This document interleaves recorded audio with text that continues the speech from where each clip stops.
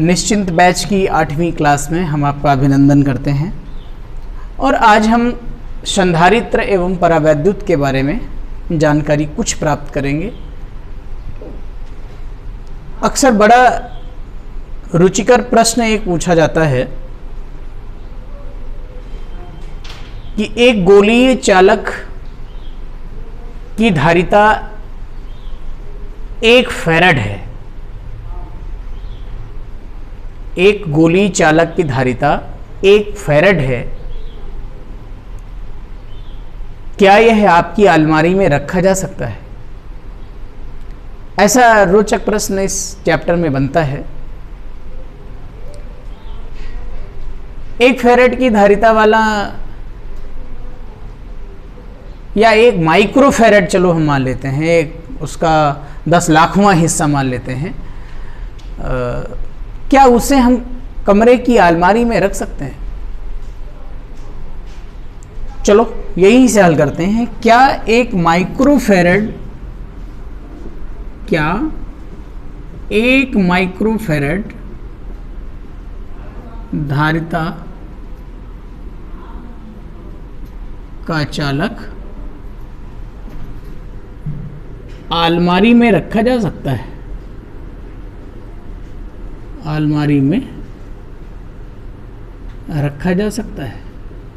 अब क्या है, क्यों नहीं रख सकते हैं 1 माइक्रो फैराड, वो भी 1 माइक्रो फैराड का 10 लाखवां हिस्सा, 1 माइक्रो फैराड का 10 लाखवां हिस्सा।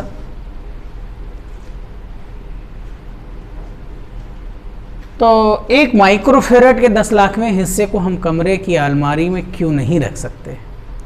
तो बहुत छोटा है, 1 फैराड से भी हमने छोटा ले लिया है, क्यों नहीं रख सकते? देखिए, हम जानते हैं कि विलगित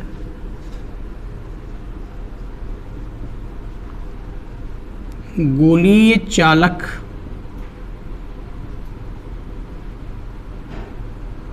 की धारिता C बराबर 4 पाई एप्सिलॉन नॉट है। ठीक है, ये 1 माइक्रो फैराड है, 10 की घात -6 फैराड हो जाएगा। 4 पाई एप्सिलॉन नॉट इंटू ए, ये अपॉन में आएगा, 10 की घात -6 बटा 4 पाई एप्सिलॉन नॉट, 9 गुणा 10 की घात 9, 10 की घात -6, 9 गुणा 10 की घात 3 मीटर। ये उसकी त्रिज्या है जिस गोलीय चालक की धारिता 1 माइक्रो फैराड है। यानी 1 माइक्रो फैराड धारिता वाले गोले की त्रिज्या 9 किलोमीटर होगी। अब 9 किलोमीटर में तो घर भी नहीं होता है, तो अलमारी तो हो ही नहीं सकती। तो इसलिए हम कहते हैं कि 1 माइक्रो फैराड धारिता का चालक अलमारी में नहीं रखा जा सकता, क्योंकि इसकी रेडियस बहुत बड़ी है। इससे क्या निष्कर्ष निकलता है? इससे निष्कर्ष निकलता है कि फैराड धारिता का बहुत बड़ा मात्रक है। अगर हम फैराड लेते तो बहुत बड़ी वैल्यू आती। इसका ठीक 10 लाख गुना ज़्यादा, 10 की पावर 6 गुना ज़्यादा, बहुत बड़ी वैल्यू आती। इसका मतलब ये हो गया कि फैराड धारिता का बहुत लार्जेस्ट यूनिट है, बहुत लार्जेस्ट यूनिट है फैराड। इसीलिए हम सभी लोग इस पूरे चैप्टर में अगर फैराड पढ़ते भी हैं तो 10 की घात -12, 10 की घात -10, 10 की घात -15 फैराड पढ़ते हैं। और अगर हम फैराड नहीं पढ़ते हैं तो मोस्टली हम माइक्रो फैराड और पिको फैराड जैसे शब्दों का प्रयोग करते हैं। We use micro farad, we use pico farad, we use micro farad, we use pico farad, etc. Because farad is very largest unit of capacitance. Now, an important question of this chapter, which is the capacitance of parallel plate capacitor, समांतर plate संधारित्र की धारिता। देखिए समांतर plate संधारित्र की धारिता क्या होगा इसमें? इसमें दो चालक प्लेट्स होंगी, ये दो चालक प्लेट्स हैं, इन दो चालक प्लेट्स के मध्य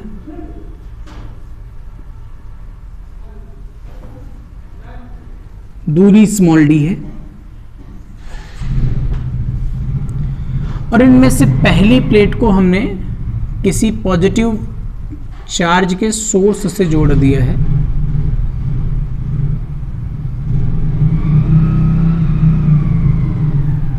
ये किसी प्लस क्यू चार्ज के सोर्स से जोड़ दिया है, तो यहां पर भी प्लस क्यू चार्ज आ जाएगा, और इसका जो दूसरा हिस्सा है इसको हमने किसी अर्थिंग से कनेक्ट कर दिया है, माइनस से कनेक्ट कर दिया है।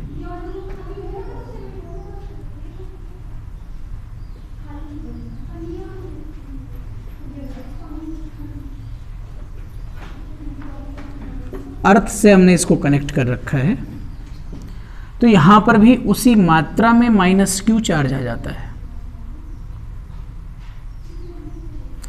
तो एक तो ये बात कंफर्म हो गई कि संधारित्र की प्लेटों पर जो नेट चार्ज है वो 0 होता है। The net charge on the capacitors is 0। जितना इधर प्लस होगा उतना ही इधर माइनस होगा, और इसके भीतर कहीं पर भी हम इलेक्ट्रिक फील्ड निकालेंगे, कितना इलेक्ट्रिक फील्ड आएगा भीतर हम कोई पॉइंट कहीं भी मान लें, ये P मान लिया हमने, ये P पॉइंट, ये जो P पॉइंट है, इस P पॉइंट पर जो इलेक्ट्रिक फील्ड होगा वो इस प्लेट के कारण प्लेट से दूर होगा, और इस माइनस प्लेट के कारण माइनस प्लेट की ओर होगा। यानी इसका इलेक्ट्रिक फील्ड आएगा E1 और इसका इलेक्ट्रिक फील्ड आएगा E2। ठीक है, इसका इलेक्ट्रिक फील्ड E1 आएगा, इसका इलेक्ट्रिक फील्ड E2 आएगा, और दोनों की दिशा एक है इसलिए फाइनली जुड़ जाएंगे। तो पहली प्लेट के कारण हम यहां निकालेंगे,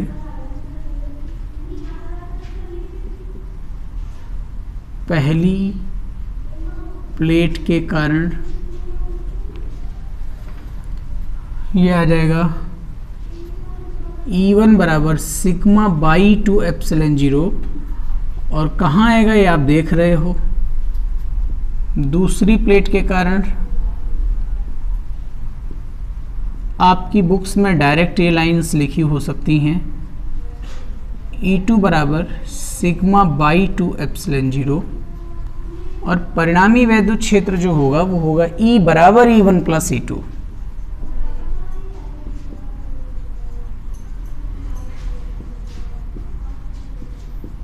परिणामी वैद्युत क्षेत्र जो होगा E बराबर E1 प्लस E2 होगा, क्योंकि दोनों की दिशाएं उधर ही हैं। तो E बराबर सिग्मा बटा 2 एप्सिलॉन 0, सिग्मा बटा 2 एप्सिलॉन 0, तो 2 सिग्मा बटा 2 एप्सिलॉन 0, तो E बराबर आ जाएगा सिग्मा बटा एप्सिलॉन 0। अब अगर हम ये कहते हैं कि इन प्लेटों के बीच में कुछ वोल्टेज है, इन प्लेटों के बीच में कुछ वोल्टेज लगा हुआ है और बीच की दूरी स्मॉल d है, तो फिर इसी E को हम लिख सकते हैं E बराबर V upon small d। So it will be V upon small d equals sigma बटा एप्सिलॉन 0। ठीक है, और सिग्मा भी हम पीछे पढ़ते हैं, हमने नहीं पढ़ाया, हालांकि हम मेन टॉपिक्स कवर कर रहे हैं, इसलिए सिग्मा बराबर Q अपॉन ए हम पीछे पढ़ते रहते हैं। तो ये होगा V अपॉन डी बराबर Q अपॉन ए एप्सिलॉन 0। अब चूंकि Q बराबर CV भी होता है, इसलिए V अपॉन डी बराबर CV बटा ए एप्सिलॉन 0, और ये v से v कैंसिल होगा, ये आएगा c बराबर epsilon not a upon d।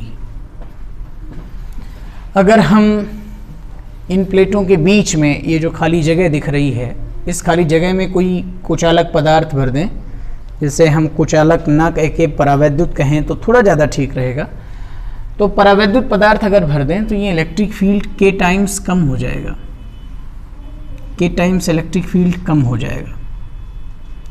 तो ये इलेक्ट्रिक फील्ड आने लगा E बराबर सिग्मा बटा के एप्सिलॉन 0। के जितना ज़्यादा होगा इलेक्ट्रिक फील्ड उतना वीक हो जाएगा, उतना ही कमज़ोर हो जाएगा इलेक्ट्रिक फील्ड, इस तरह से। तो जब इलेक्ट्रिक फील्ड ये कमज़ोर हो जाएगा तो धारिता बढ़ जाएगी। देखिए कितना सुंदर कंसेप्ट आया। इलेक्ट्रिक फील्ड अगर कहीं का किसी सिचुएशन को कांस्टेंट रख के, यहाँ v ना कम करके और d वैसे ही रख के, अगर हम खाली k को भरने से इलेक्ट्रिक फील्ड को कम करें तो धारिता उसी प्रपोर्शन में बढ़ जाती है, उसी प्रपोर्शन में धारिता बढ़ जाती है। अब यहाँ पर हम ये कह सकते हैं कि अगर मान लो ये के ना बीच में भरा हो, जैसे अभी पीछे किया था, या ऐसी ही कंडीशन कह सकते हैं, मान लो प्लेटों के बीच में वायु या निर्वात हो, तो प्लेटों के बीच में अगर वायु या निर्वात है तो इसके का मान 1 हो जाएगा, और ये होगा c बराबर epsilon not a upon d, ऐसा हो जाएगा। और यहीं से अगर इन दोनों को भाग लगा दें तो एक रिजल्ट आता है c बराबर के epsilon not a upon d बटा c नॉट, तो ये एप्सिलॉन नॉट a बटा d से d कैंसिल, एप्सिलॉन नॉट से epsilon not cancel, c by c not बराबर k, c बराबर k c नॉट। या यहाँ से भी परावैद्युतांक की परिभाषा लिखी जाती है। किसी परावैद्युत पदार्थ युक्त समांतर प्लेट संधारित्र की धारिता तथा निर्वात युक्त समांतर प्लेट संधारित्र की धारिता के अनुपात को उस माध्यम का परावैद्युतांक कहते हैं जो कि पहले संधारित्र में भरा हुआ था। इस तरह से मेरे प्यारे बच्चों समांतर प्लेट संधारित्र की धारिता का डेरिवेशन खत्म होता है। एक क्वेश्चन आजकल और आता है, संधारित्र का ऊर्जा घनत्व, एनर्जी डेंसिटी ऑफ कैपेसिटर। देखते हैं एनर्जी डेंसिटी ऑफ कैपेसिटर में क्या है।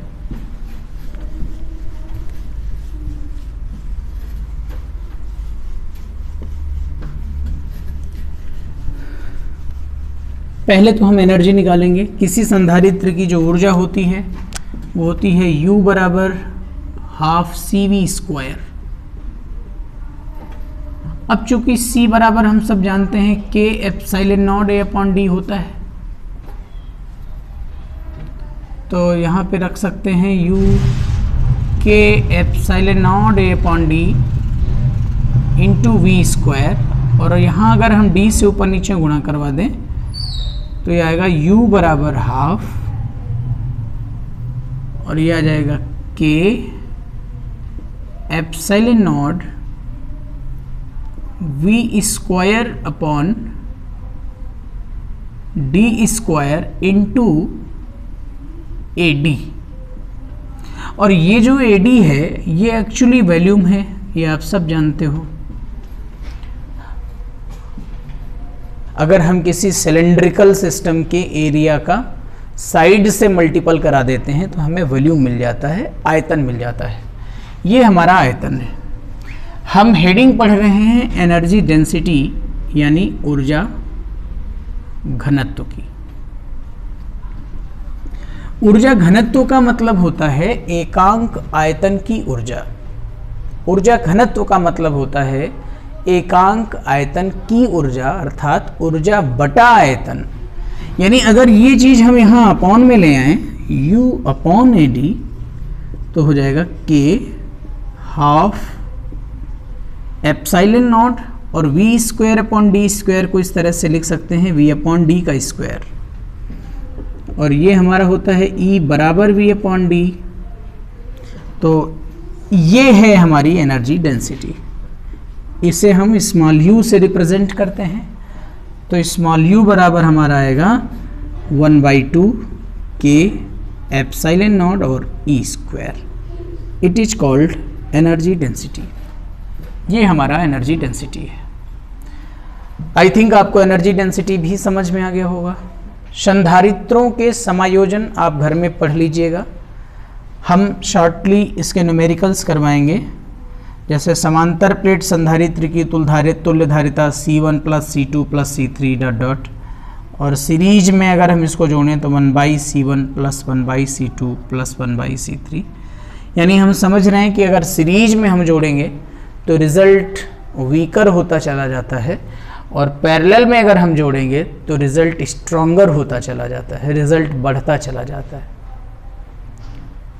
अब जैसे मैं आपसे कहता हूं कि आपके पास n संधारित्र हैं। कितने संधारित्र हैं? सभी लोग लगाएंगे घर में। n संधारित्र हैं, n संधारित्र। n संधारित्र का मतलब कोई नंबर होगा 100, 500। n संधारित्र हैं, और प्रत्येक संधारित्र की जो धारिता है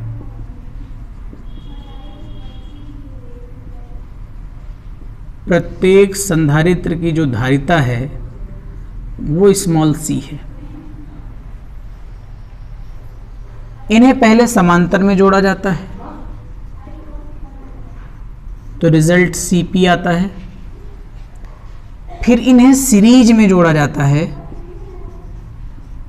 तो रिजल्ट Cs आता है। तो Cp रेशियो Cs का मान बताइए।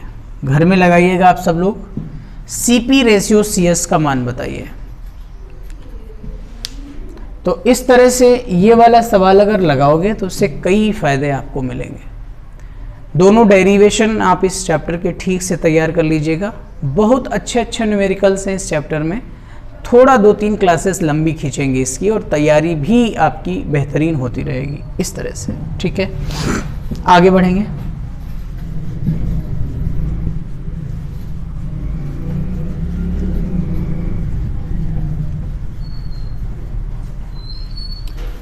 तो आपने अभी देखा कि समांतर प्लेट संधारित्र में अगर इलेक्ट्रिक फील्ड वीक होता जाए, बाकी पूरा मैनेजमेंट वैसा ही हो, तो कैपेसिटेंस बढ़ता चला जाता है।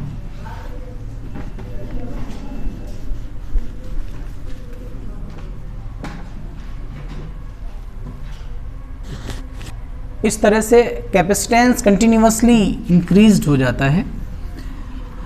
अब इसमें सीरीज और पैरेलल के रिजल्ट आप आई थिंक Cp/Cs निकाल लेंगे। ठीक है, ये छोटे छोटे रिजल्ट हैं, इनमें कुछ खास नहीं है। और वन डे ग्राफ जनित्र जहाँ तक मेरा मानना है कि इस बार शायद हटा दिया गया होगा, और नहीं भी हटाया गया होगा तो बहुत फोकस होकर के आप वन डे ग्राफ जनित्र का अध्ययन मत करिएगा। ठीक है, क्योंकि वन डे ग्राफ जनित्र आपके लिए बहुत हितकर नहीं है। तो वन डे ग्राफ जनित्र आप छोड़ देंगे। एक कॉम्बिनेशन आपको सिखा देते हैं। ये कॉम्बिनेशन कभी कभी आपको इस तरह से मिलता है, ऐसा, और कुछ धारिता C है, और एक रिजल्ट इस तरह से कनेक्ट होता है, इस तरह से। जब कभी भी आपको कनेक्टिविटी यहाँ से एक वायर उठ के यहाँ दिख जाए, यहाँ से वायर उठ के यहाँ दिख जाए, तो इसको आप हमेशा पैरेलल में कनेक्ट मानेंगे। जबकि जब हम इसको इतना देखते हैं, यहाँ कोई धारिता वारिता नहीं लगी है, बस एक वायर यहाँ से यहाँ गया है, एक वायर यहाँ से यहाँ गया है, और आपसे पूछा जाएगा कि बताइए भाई ये C है, इसका आंसर कितना आएगा। ऑप्शन आ गया 1 माइक्रोफैरड आएगा, ऑप्शन आ गया 3C आ गया, है ना, और ऑप्शन आ गया आपका C/3 आएगा, ऐसे ऑप्शन आएगा नन ऑफ दीज आ गया। तो ये कॉम्बिनेशन हमेशा हमेशा जो है पैरेलल है, और इसका रिजल्ट आएगा C+C+C, यानी C इक्विवेलेंट बराबर 3C। और कभी ऐसा भी हो सकता है यहाँ कैपेसिटेंस लगा हो, कोई कैपेसिटर, यहाँ कोई कैपेसिटर लगा हो, C1, C2, C3, C4 and C5। तो ऐसी दशा में ज़्यादातर केसेस में ये होगा कि C1 बटा C3 की वैल्यू C4 अपान C2 के बराबर होगी और ऐसी दशा में C5 को छोड़ दिया जाएगा, जिसे हम बैलेंस व्हीटस्टोन ब्रिज के नाम से जानते हैं। It is called in English balanced Wheatstone bridge, और जिसमें डायगोनल का कैपेसिटर या डायगोनल का रेजिस्टेंस छोड़ दिया जाता है। आज की क्लास को हम यहीं तक रखेंगे। अगली क्लासेस में हम वन डे इसमें किरचॉफ्स लॉ की जानकारी प्राप्त करेंगे। Thank you so much.